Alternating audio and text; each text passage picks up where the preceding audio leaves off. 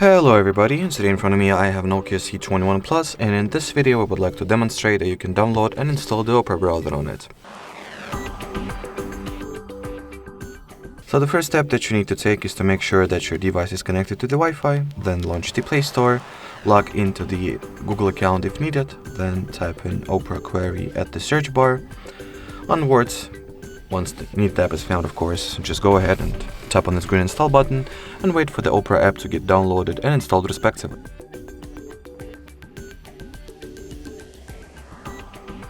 Now you can go ahead and, launch it. As well as while opening Opera for the first time, it is required that you undergo a very simple setup procedure. So in here, tap on this blue continue button, then decide whether you would like to set Opera as your default browser app. I'll skip this step, and finally you can either customize the permissions and accesses that you're going to grant to Opera, or simply allow everything that it asks for and start using the browser.